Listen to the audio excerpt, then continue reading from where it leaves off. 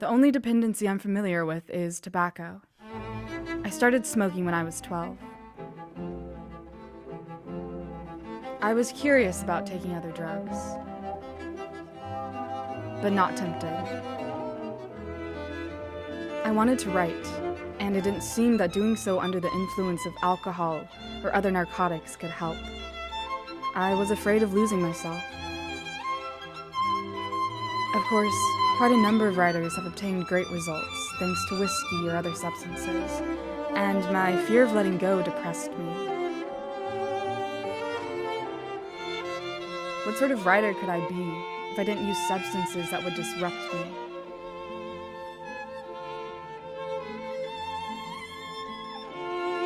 But in fact, I already had my stimulant, tobacco, combined with a lot of coffee.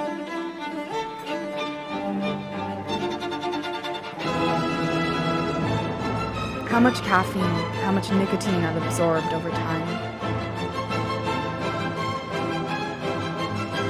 I stopped drinking coffee, but for decades there was nothing in my existence that wasn't accompanied by a cigarette. Pure joy for me was writing while smoking, smoking while writing. I knew it was a deceptive joy. I knew I should stop. I knew I was hurting myself and others. And at regular intervals, I tried to break out of that bondage. I'd proclaim it from the rooftops. But then I'd start up again, in secret. A clandestine passion that has more power than most, precisely because it's clandestine.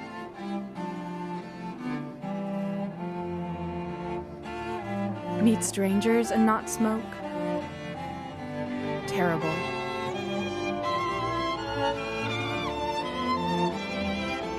Read and not smoke? Terrible.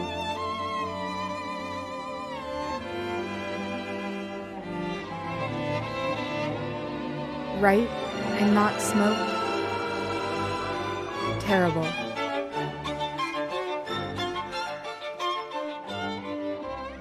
Finally, for many reasons, I stopped, but it was painful. Not having a cigarette between my fingers made me anxious. I would refuse to see people I admired, whom I was fond of.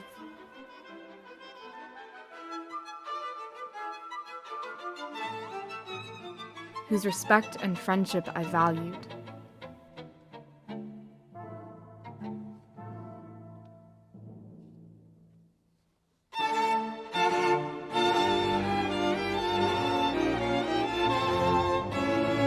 I was convinced that I would do something wrong, say something rude that nothing intelligent would come to mind, and that those people I admired would no longer respect me.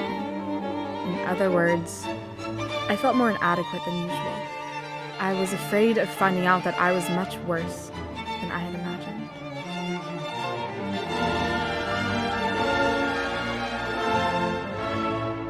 I discovered that I couldn't let go of cigarettes because I was afraid of seeing the world in all its sharp-edged clarity.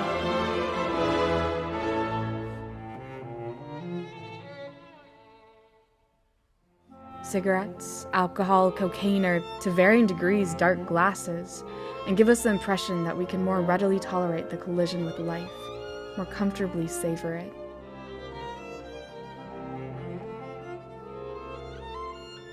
But is that true?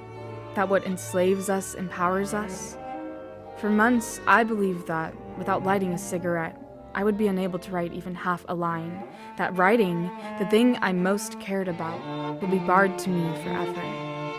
Sometimes even today, when I haven't smoked for many years, I feel convinced of that and on the point of giving in. I've saved myself only because a very weak part of me murmurs that it's nonsense, that really, soothing myself with 40 cigarettes a day for so long kept me from writing as I should have.